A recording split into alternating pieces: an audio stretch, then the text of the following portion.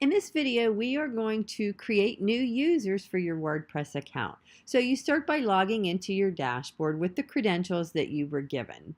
You will need an admin account access for this. So you're going to go to users and you're going to go and click on add new. And this is going to bring you up to a user form to create your new user.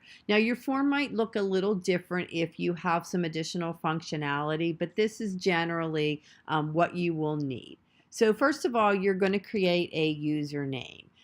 It's best if you want to separate a username, do not use spaces, instead use dashes. Underscores aren't a great idea either.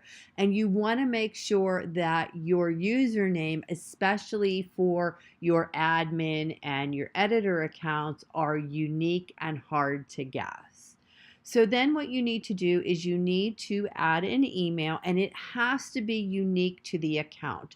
So if you are trying to create a second account for maybe yourself, you cannot use the same name that you already have available. So you go ahead and you put in the username. Now you can add a first and last name here. It is not essential. I like it for general housekeeping, just so I can know what's what. And same with website. Now, if this is a support person, maybe a VA, a designer, or developer, and you want easy access to the information, go ahead and put it in there. It's not required. So here is the password. Now I'm going to go ahead and I'm going to open this up to show you that this is the password that WordPress generates for you.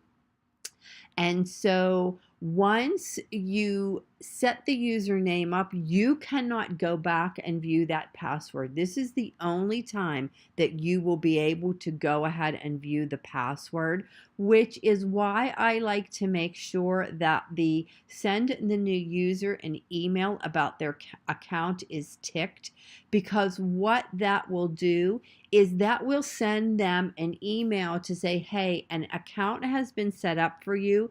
Click on this link and it will allow them to reset the password.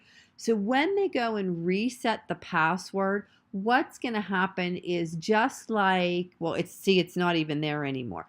Just like what was there in the first place, it will auto generate a password for them. And now we land on the most important part. So the role of the user. Subscriber is the default role, which is given to each new user, and it has the fewest permissions. Contributor, on the other hand, is just a restricted version of an author role where you can write and edit existing posts, but you can't publish and delete. That's a good role if you're having a lot of guest contributors and you want them to put their own articles into the to the dashboard. Author is, they have complete control over their content. They can add, they can edit, they can publish, they can also delete posts and upload images. Editor is an expanded role of the author, and it goes beyond just control over the content. It also allows for editing and adding categories and tags. It can also review, approve, and schedule posts by authors and contributors. And then finally, you have your administrative roles. So you never want to give out your own admin account. So if you are having someone help you, maybe it's a developer or a troubleshooter or even a plugin or theme support, you want to give them their own credentials. This way you can add and remove them as necessary, and they don't have access to full control by only placing it with one administrative account. This is the most powerful rule, so you really need to be careful and give it out with caution.